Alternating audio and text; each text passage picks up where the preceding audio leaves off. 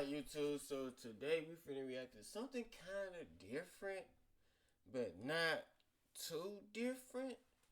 But it different from my original content. I react to everything, anything you want me to watch. I ain't lying.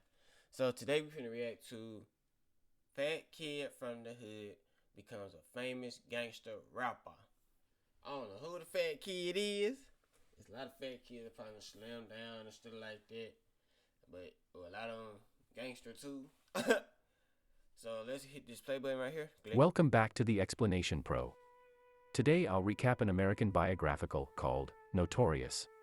Okay, Spoilers incoming. Okay, so this is by Biggie. Okay. Now I understand.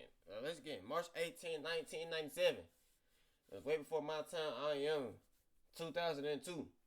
On March 9, 1997, at the Soul Train Awards afterparty in Los Angeles, the Notorious B.I.G. enjoyed drinks and celebratory greetings from fellow artists in the R&B and hip-hop scene. Later, as he leaves with his entourage, he is stopped at a red light when an assailant in a Chevrolet Impala pulls up next to his SUV and opens fire. Before the rapper achieved fame, Christopher George Latour Wallace started his childhood in 1980s Brooklyn, New York. At this time, he becomes a hard-working student at George Westinghouse Career and Technical Education High School while enthused about rap music. He is nicknamed Big because he is overweight by age 10 and is usually teased by his peers. Once, his mother, Valletta Wallace, picks him up from school when his father, Selwyn, shows up to pay a $100 bill to compensate for leaving them. Valletta considers this an insult, as she has worked 2 jobs to pay for their son's education. Biggie has always resented his father and relied on Valletta for everything. Damn, so his mama worked 2 jobs, bro? So she worked 2 jobs just to keep food on the table, bro. And this in 1983. Just imagine now. Like, inflammation. This year? This time? Man, hard working woman right there, boy. He becomes inspired one day to write a rap song in front of his stoop while also longing to be part of the hood scene when he sees some kids dressed in hip-hop attire. With Google Play Games, you can play unlocked. Unlock bigger screens. His closest friend, Damian D-Rock, teaches him how to deal drugs, specifically crack cocaine, on the streets. He learned quickly and carried on this lifestyle through his teen years. Now 17 years old in 1990, he is a full-fledged drug dealer at the height of the crack epidemic, unbeknownst to his mom, who sees him as a typical high school student. Before heading out to school, he dresses more stylishly with jewelry and white sneakers while also hiding a firearm on his back. Though he does well in his classes, he disrespects the teachers who look down on him based on his appearance. One night, he meets his girlfriend, Jan Jackson, at a diner, where he is shocked to find out she is pregnant. This news pushes him to take drug dealing more seriously, with help from D-Rock and Lil Cease, so he can earn more money to support his growing family. On the side, he participates in a rap battle to get more recognition in the underground music scene, and he wins. Though happily returning home to gift his mother with a country album, Valletta confronts him about the letters from the school administrator about him missing school. Things get a lot worse when she decides to kick him out of the house after finding a stash of cocaine underneath his bed, despite him justifying it as a way to earn money. Now forced to survive on his own, he focuses more on drug dealing than school. Instead of side hustling in the streets, he becomes more aggressive in his sales, acquiring more crack cocaine from various dealers and distributing guns. He earns a lot more money than he could ever dream of for a while until he gets busted by the police in North Carolina. Though he pleads for help from his mom, he serves 9 months in jail before being bailed out. During his incarceration, he managed to write rap songs that reflected his life experiences. As soon as he gets home, he is greeted by his girlfriend and newborn baby, Tiana. Valletta assures him that he will raise her well. Biggie returns to his friends, a new man far away from drug dealing. With the insistence of his friends at the club, he records a demo entitled Microphone Murderer under the name Biggie Smalls. Biggie looked kind of tall in this video. I wonder how tall was Biggie. Let me see. Hey Siri, how tall was Biggie Smalls? 6'3". Biggie was 6'3". Local DJ Mr. C promotes the demo, which catches the attention of Sean Puff Daddy Combs, an ambitious record producer. If we know if you man, we know about Diddy, boy. We know about Diddy. That's Diddy right there. Man, stop it. They're working for Uptown. Biggie wants Puff Daddy to give him a break in the Brooklyn rap scene, hoping to become one of the greatest at 19. Impressed by his confidence, Puff Daddy promises to make him a millionaire by signing him on a record deal. Later, Christopher meets 16-year-old You gotta let him rub you down the baby oil for that, though. Kim Jones and flirts with her enough for them to hook up at his apartment. Though he wants to pursue a relationship with her, she declines due to her abusive past. He still promises to keep her around despite having a family already. Sometime later, Puff Daddy drives around his block and sadly informs him that he was fired by Uptown Records, to their mutually shared disappointment. While he thinks about his next move, he and D-Rock try selling drugs again but are caught by the police. They are charged with possessing a gun, but D-Rock is looking out for Biggie, so he takes the blame, allowing Biggie to be free and pursue his music career. Real. Soon after, he goes to Puff Daddy's studio and starts recording some for him.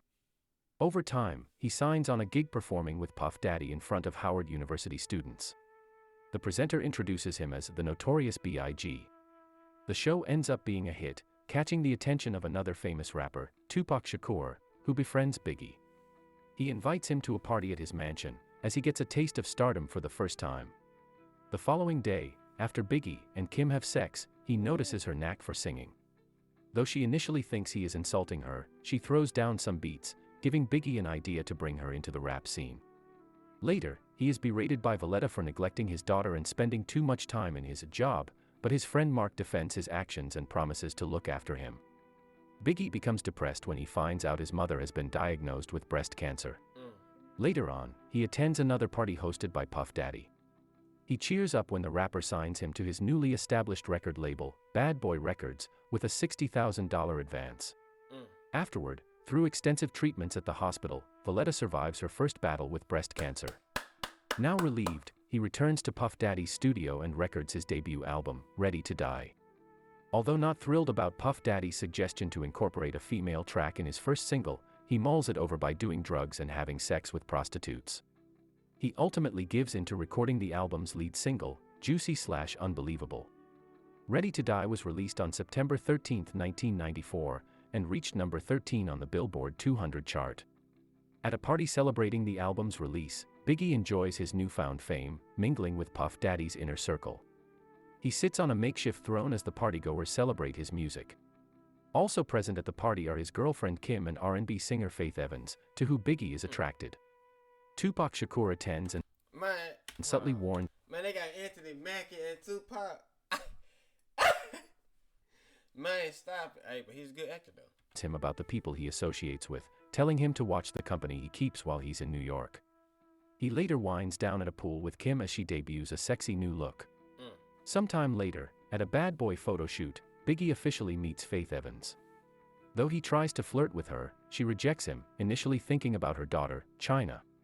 Eventually, the pair became lovers and got married on August 9, 1994, after only knowing each other for 8 days. At a 8 days? Y'all already got married? 8 days? Man, she won't got some no other girl has, bro. 8 days?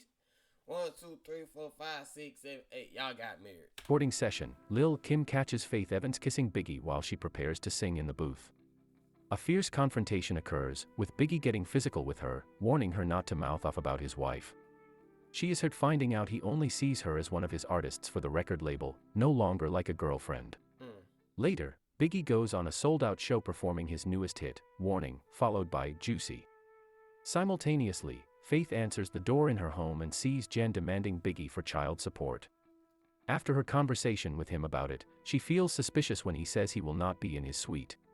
She follows her gut feeling and goes to the hotel to catch him cheating with a groupie from the show, putting an end to the relationship. She later records a song, You Used to Love Me, about her feelings for Biggie.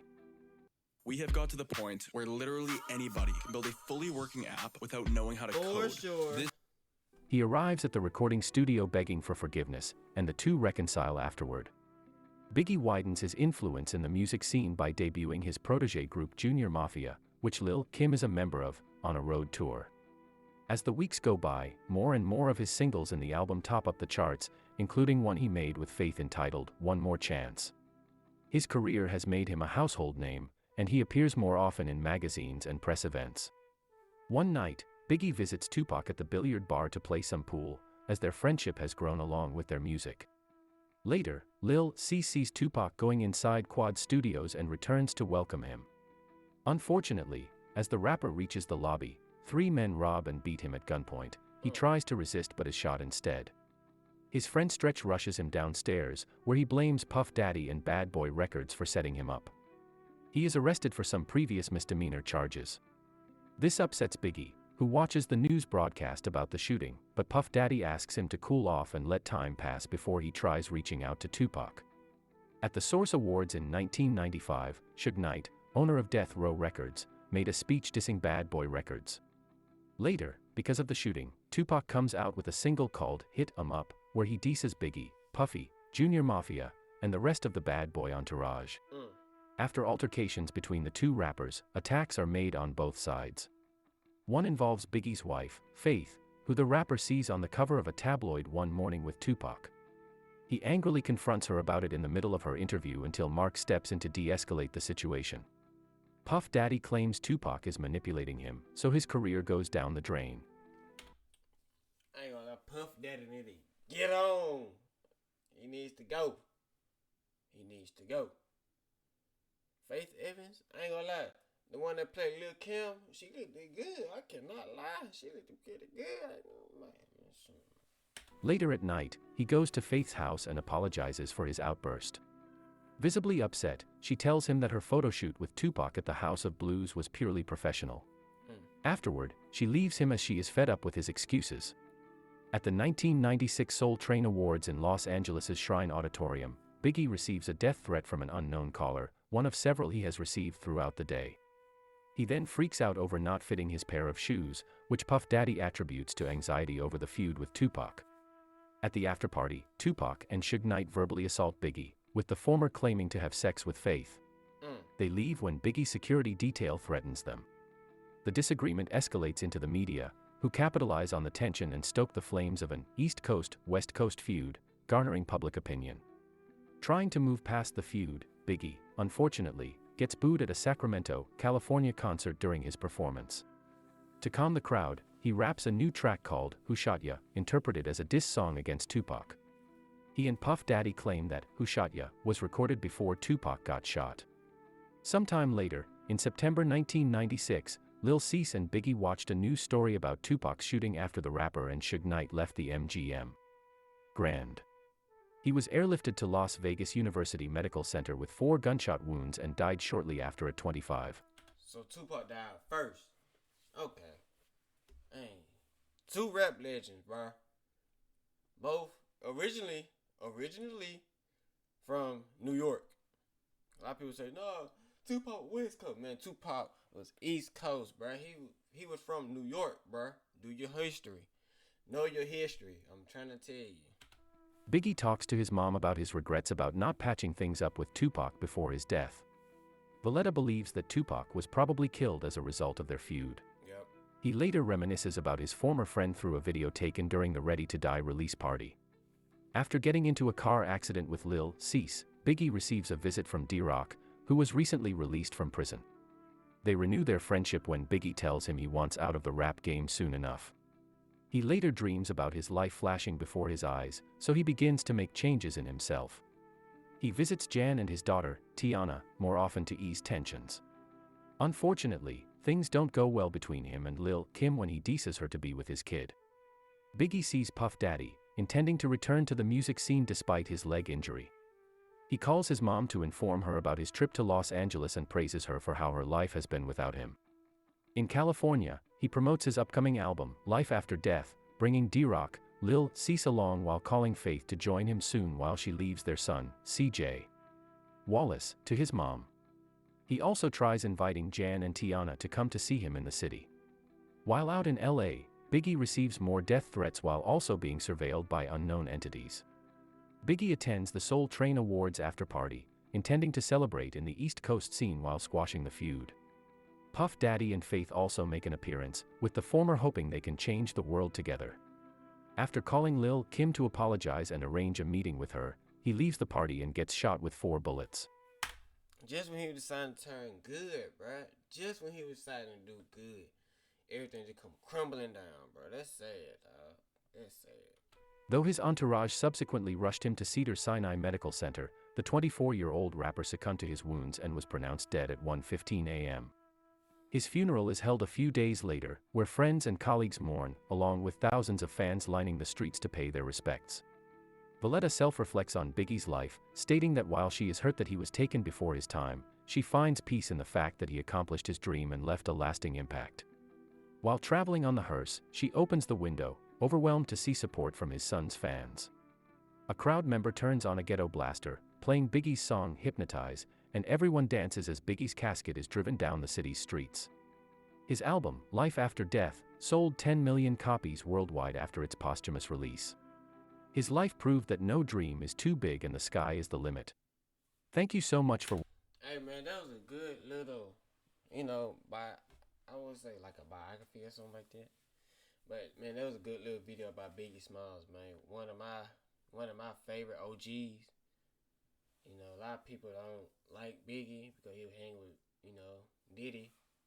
But, fuck Diddy. Biggie, what they got, he spent like how he said, he wrote music, he wrote his songs about his life. And some of the stuff I can relate to, some of the stuff I cannot. But Biggie is one of my top 10 OG rappers that I listen to. And everybody listen to Tupac, I listen to Tupac too. But you don't really hear too many people talking about Biggie though. But I'm a fan of Biggie. Whatever you want to say about him hanging with Diddy, oh well, they ain't got shit to do with me. I just like the music. I don't know what's going on behind the scenes and everything. But, yeah, man. If y'all like the video, like, comment, and subscribe for your boy. And like he said in the other one, ain't no dream too big. The sky is the limit.